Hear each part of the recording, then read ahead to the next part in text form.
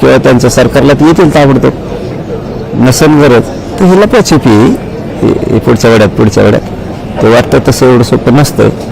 ठीक आहे, पण मी एकच सांगितलं लाखातली एक गोष्ट सांगितली, थोडं समजून घ्या. पत्रकार बांधवांना सांगितलं मी की वाटतच नव्हतं उपोषणाला इतके दिवस बसावं लागेल. बेमानी आणि गद्दारी फडणवीसांकडून मराठ्यांच्या बाबत होईल वाटत नव्हतं आणि ती झाली. मराठा आरक्षणाची कोर्टात अडकलं होतं ती आता पुन्हा सुनावणी सुरू होणार आहे. काय खरं आहे भाऊ, काय खरं आहे? काय जर टिकत आहे कशाचं काय जे हक्काचं आहे तेच द्यायनात. आता सांगितलं मी तुम्हाला, मी कधी खरं बोलतो का ना बाबा, खोटं बोलतो का? आम्हाला हे उपोषण करायचं नव्हतं, आमच्या मागण्या मान्य होतील असं वाटत होतं, तरी पण आम्ही उपोषण केलं. आणि ज्यावेळेस उपोषणला आम्ही आता बसलो असं वाटलं होतं की पहिल्या दिवस नाही पण दुसऱ्या दिवशी सगळ्या मागण्याची अंमलबजावणी होईल. कारण देवेंद्र फडणवीस साहेब मराठ्यांशी बेमानी गद्दारी करणार नाहीत, सगळ्या मागण्यांची अंमलबजावणी होईल असं वाटत होतं. आता 5-6 दिवस झाले काहीच लक्ष नाही. म्हणून तर आज आपण त्यांना प्रश्न विचारला ना, एका वाक्यात सांगा, पचपच नको. मराठ्यांच्या जेवढ्या तुमच्याकडे मागण्या दिलेल्या आहेत त्याची अंमलबजावणी तुम्ही करणार आहेत की नाही?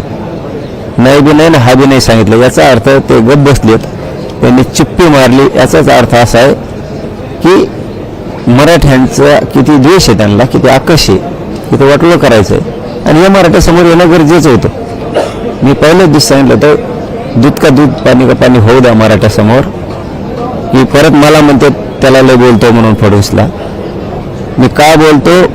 मराठ्यांच्या ज्यावेळेस जेव्हारी बाण मारला जातो, ज्यावेळेस काळीच कापायची भाषा केली जाते, आमच्या लेकरांच्या मुर्दे पाळायचं ठरवलं जातं संगनमत कट रचून, त्यावेळेस मी त्यांना बोलतो फडणवीसांना. आता कळालं असेल मराठ्यांचे, आता डोळे उघडले असतील की मी 5 दिवस झालं उपोषण करतो, एक ब्र शब्द काढायला तयार नाही.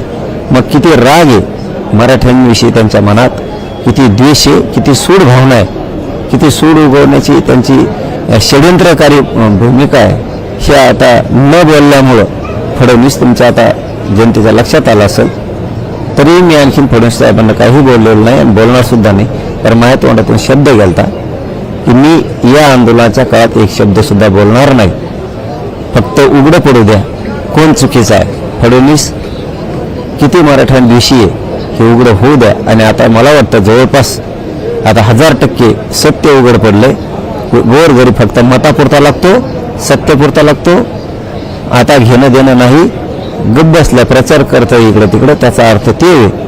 तरीही मी फडणवीसांना काही बोलत नाही, बोलणार नाही. पण आंदोलन संपल्याच्या नंतर बोलणार आहे म्हणलं तर पुढं सोडणार नाहीये हे मराठ्यांना सांग, पुढं सोडणार नाही. मला मनोज जारांगे म्हणतात आणि मराठ्यांशी दगा करणाऱ्यातला आनंद व्यक्त करून देत नाही, त्याच्यावर इर्जन टाकत असतो. कांदा नावला आधी हो, गोरगरिबांशी दगा आणि गोरगरिबाचे लेकरं नरड्याखाली जर चिरडायला लागले, पायाखाली नरडं धरून, तर आपण वस्ताद होत असतो.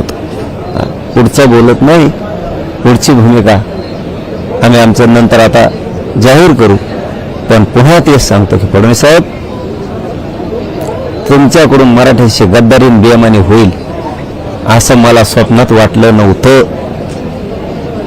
झाले राव, केलं राव बेमानी, तुम्ही गद्दार रक्त नव्हतं वाटत आम्हाला, तुम्ही गद्दारी करताल, केलं राव फडणवीस साहेब. तुमचं बोल गप बसणंच सगळं सांगून जात आहे राव, लपाछपी सांगून जात आहे राव. आम्ही उपोषण आम्हाला ताठवून धरायचं नव्हतं, आम्ही पहिल्या दिवशीच सांगितलेलं होतं. कारण आम्हाला वाटत होतं उपोषणला बसलं की 1-2 दिवसात जिकडे तिकडे तुकडा पडत नाही राव. फडणवीस साहेब गेलं राव बेमानी गद्दारी मराठ्यांशी, तुम्ही चांगलं नाही केलं बरं का फडणवीस साहेब. हो, चांगलं नाही केलं, झालं ते वाईट केलं तुम्ही. कारण शेवटी मी इकडं, मी मनोज जारांगे इकडं, दुसरा तिसरा कुणी नाही सहन करायला, ऐकून घ्यायला.